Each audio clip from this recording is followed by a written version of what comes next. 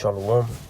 First and foremost, I want to give all praises, honor, and glory to Yahweh, Ba'ashem, Yahushai, Ba'ashem, Rakakwadash. I want to say double honor to the apostles and the elders of Great Millstone.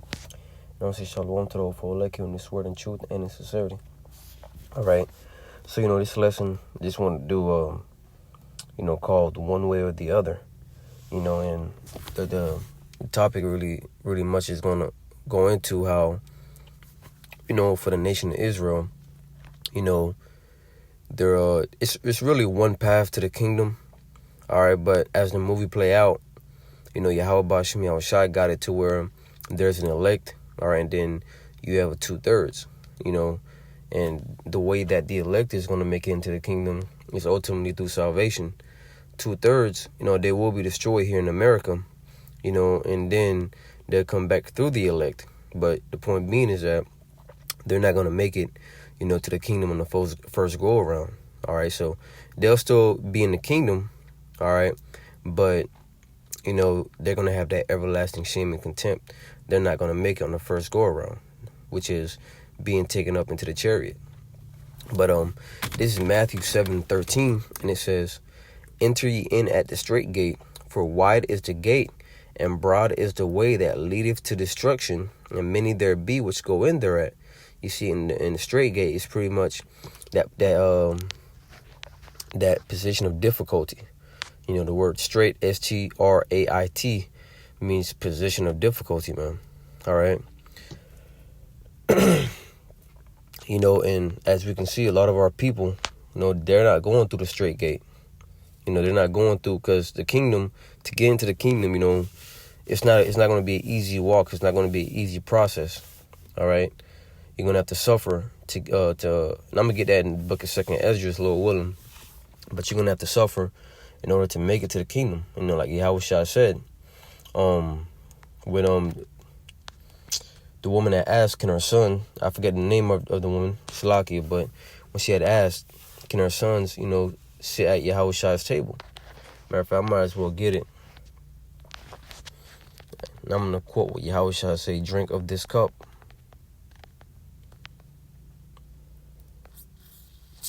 Shalakia.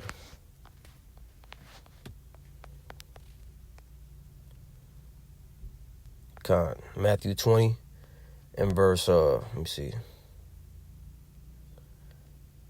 Start from 20. It says, "Then came to him the mother of Zebedee's children with her sons, worshiping him, and desiring a certain thing of him. And he said unto her, What wilt thou? She saith unto him, Grant that these two my sons may sit, the one on thy right hand, and the other on the left, in thy kingdom. But Yahushua answered and said, Ye know not what ye ask. Are ye able to drink of the cup that I shall drink of, and be baptized with the baptism I am baptized with?" Because Yahushua's cup was a heavy portion. Because his portion was to come down here, suffer, all right, pretty much bring Israel back to the Heavenly Father.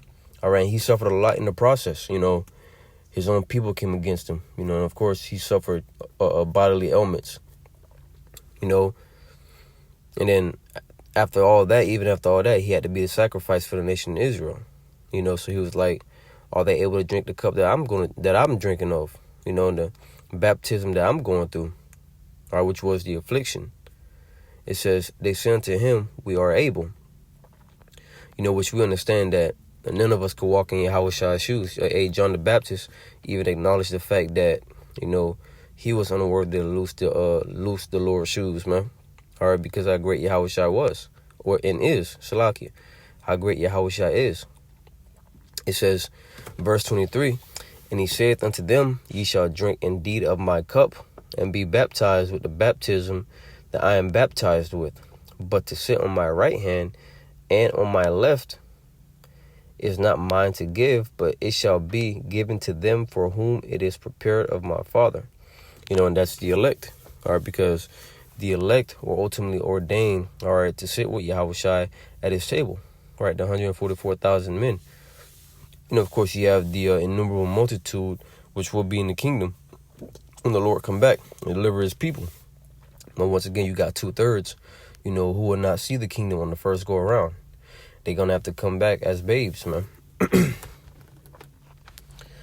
So this is the book of Matthew 7:13 again. It says, "Enter ye in at the straight gate, for wide is the gate and broad is the way that leadeth to destruction." Right. The way to destruction is broad because, you see our people out here, all right, they want to make it any kind of way, but what they're doing is not the right way. Which is because, for example, these celebrities, they done so-called made it in this world, all right, but the way they made it is going to lead them to destruction because you got to do a lot of wickedness, a lot of filthy shit, all right, to make that money, or to get that fame. There's nothing wrong with money and there's nothing wrong with fame, but the way you got it, all right, is the wickedness. Because Yahweh Shemiah Shah says, "I will bring them praise and fame in the land." You have famous men in the scriptures, because they were uplifted by the Lord. You had rich men in the scriptures. Job was a rich man, right? King David, King Solomon. But guess what? These men were given riches by the Lord. They didn't go through the route of wickedness, all right, to obtain those things. Like King David, he wasn't king overnight. When you read his story, he was a shepherd. He was a shepherd's boy, all right. But by the end of his story, all right, he was the greatest man in Israel, one of the greatest men of it in Israel, man. All right, that's because the Lord uplifted him. All right, and when you read King David's story, he went through a hell. All right, even before ultimately being king, he went through hell. Having to deal with King Saul's persecution, having to flee. Even when he became king, all right, he had to flee, and catch his hell. But it says, once again, it says, "And broad is the way that leadeth to destruction, and many there be which go in it thereat." Right, because as we see this world going into more ungodliness, which is ultimately destruction, because that's what the ungodliness is leading to. We're seeing our people, do any and everything to get a check out here, man. All right, to try to live peaceful out here. All right, but at the end of the day, it's only going to lead to destruction. Verse 14 says, "Because straight is the gate and narrow is the way which leadeth unto life, and few there be that find it." Salaki. Let me read that again. It says, "Because straight is the gate," right? The gate is straight. It's narrow, it's skinny. So that's why I'm gonna get that in 2nd Esdras, Lord willing. Okay, it lines up beautifully with this. It says, "Which leadeth unto life, and few there be that find it." Because once again, Jake don't care about finding the narrow path, the straight way, because in their minds, I want it now. I want to get it now. They don't have the they only have short-term, all right, eyesight or short-term mindset. They're not thinking about the long term. See, and once again, going back to these celebrities, all right, when they signed those contracts, they were thinking about the now. I want the fame, I want the hoes, money, hoes, and clothes, all the nigga knows. I want the chains, all that stuff. But then later down the line, they just realized that they fucked up, because now you gotta keep doing wickedness. You gotta do these sacrifices, right? You gotta do abominable acts to make it bigger in the society, or to even keep your riches. And signing a covenant, making a covenant with the devil, the so-called white man, Esau, all right, is the worst move you can make. Because, hey, this is the devil. He could break your contract. Esau don't even keep his laws, man. So what makes you think he's going to keep his contract with you? All right? He breaks his own laws. Verse 15 says, "And then penalize you for breaking the same laws that he break." All right? It says, "Beware of false prophets, which come to you in sheep's clothing, but inwardly they are ravening wolves." All right? And this is part of, that path being harder to find. Because you have false prophets out there that are teaching all manner of wickedness, teaching all manner of doctrines. So it's going to make the truth harder to find. All right, it's going to make, and that's the way the Lord set it up to be, of course, because the elect, is going to come and get this truth regardless of who's teaching false doctrine. The elect will find the truth, and the Lord is going to make sure of that. Let's go to the 2nd Ezra 7:6. It says, there is also another thing. A city is builded and set upon a broad field and is full of good things, and that's the kingdom. Or the kingdom is what's filled with good things. It says, I have not seen nor ears have heard what the Lord has prepared for them that love him. So we can't comprehend in these mortal bodies what Yahweh Bashim Yahushua has prepared are for the elect, man. So whatever you've seen in this world concerning the kingdom, it's beneath what really is, man. It says, verse 7, the entrance thereof is narrow, and is set in a dangerous place to fall, like as if there were a fire on the right hand, and on the left a deep water. So the entrance to the kingdom is narrow, right? It's just a small entrance, and on one side you have fire, and on the other side you have water, which when you understand it, these are two things that the Lord has used to clean the earth, or which can be used as a form of cleansing and also a form of destruction. So pretty much he's saying that you got to walk that narrow path, and that path is so narrow that you got to be careful, because you can fall and be destroyed. All right. It says, like as if there were a fire on the right hand, and on the left a deep water, and one only path between them both. And ultimately this is going into making it into the kingdom, because if you fall on either side, well, that means that you're not of the elect.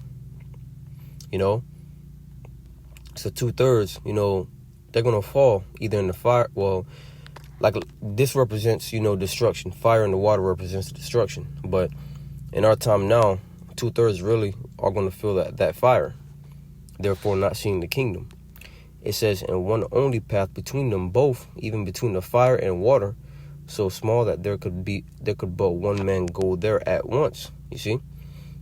So it's only a path that one person can go through, one man can go through, because we all catch our own hell. It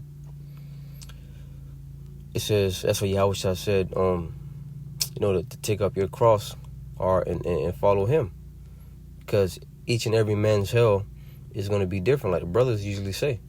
We don't all have the same hell. A brother may have, be catching hell with his woman. A brother may be catching hell with bills. A brother may be catching hell with his car, something, that he's struggling and battling. But nonetheless, this is that path to the kingdom, man, and much more things. Verse 9 says, if the city now were given unto a man for an inheritance, if he never shall pass the danger set before it, how shall he receive this inheritance? You see? So you got to go through the danger set before it. Just like that saying, the light at the end of the tunnel. All right, you see the light, you're in the tunnel, but on the path to the light, it's dark. You can't see anything. You can slip, stumble. You can slip and fall, hurt yourself, right? It might be a wild animal in there. It's dark and you can't even see, and you might get attacked. All right, but your goal is set to make it, all right, to the end of the tunnel, into that light. So you got to already set in your mind that fuck it. I'm gonna go through the danger, and I'm gonna, try to get to the light, because whatever is at the end of that tunnel, is good, man. It's that reward. So I'm gonna make it despite of what danger it is. So that's likewise us in this truth. We're seeing, or we're in that tunnel, all right, and at the end of the tunnel we see the light, because we believe that there's a kingdom, right? We believe that there's a inheritance for those that wait for the Lord, man. And that's the path that we want to take. You see, in to the kingdom, all right, it's going to be danger. Even right now, as we preach the word, we get persecuted, we get mocked, we get laughed at. But more so, when the persecution come, all right, the so-called white man, Esau, Edom, is going to come down hard on the Lord's chosen, man. That's part of the danger. But at the end of that danger, all right, it's going to be an inheritance, man. New bodies, a crown, immortality, so on and so forth. You know, so hey, that's the point. You know, we're gonna make it into the kingdom one way or the other, because that's the promise that the Lord made unto our forefathers. All right, and that's the promise He's made unto us. You know, it's just, you know, the 1/3 is gonna make it, you know, through salvation when Yahweh shall return, and 2/3, you know, will come back in the kingdom, but as babes, because Jake is not going to be not going to be destroyed forever. You know, I'm gonna end off with this, Lord willing. Romans 13:11. No slacking.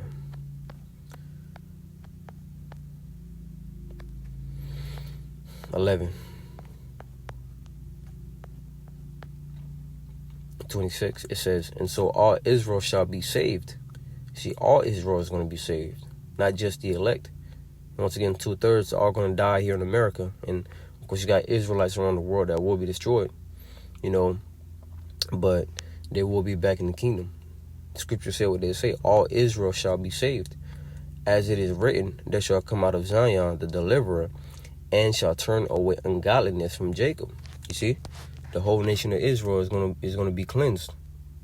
You know, the Lord just had it to where He's gonna deliver the elect first, all right, and then, you know, 2/3 is gonna get their cleansing when they come back in the kingdom. You know, because the Lord doesn't lie. You know, He said of the seed of Jacob, man, of the seed of Israel. 2/3 is of the seed of Israel. You know, they just wicked right now. It says, verse 27, for this is my covenant unto them when I shall take away their sins. As concerning the gospel, they are enemies for your sake, but as touching the election, they are beloved for the Father's sake. All right. So, as concerning the gospel, let me start from 27. All right, 27 says that this is His covenant, right? This is His covenant unto them. See, and the Lord never breaks a covenant. He never lies. All right. He's going to take away the sins of the nation of Israel. Verse 28 says, as concerning the gospel, there are enemies, right? Because we're going to have the opposition from our people, right? But as touching the election, because as a whole, the Lord chose the nation of Israel as His people, man. You know, Isaiah 40 goes into that. It says, Lebanon is not sufficient enough to burn. It says, but as touching the election, they are beloved for the Father's sake. All right. The whole nation of Israel is beloved. All right. To Yahweh Bashim Yahweh Shai. All right. But right now, once again, He just has an elect, and in due season, He's going to see all His people be righteous, and He's going to make sure on His word, man. All right. But Lord willing, this lesson is edifying. I want to give all praises, honor, and glory to Yahweh Bashim Yahweh Shai Bashim Rakakodash. I want to give double honor to the apostles and the elders of Great Millstone. Peace and blessings to the hopeful elect in His word and truth and in sincerity. Until next time, I say shalom.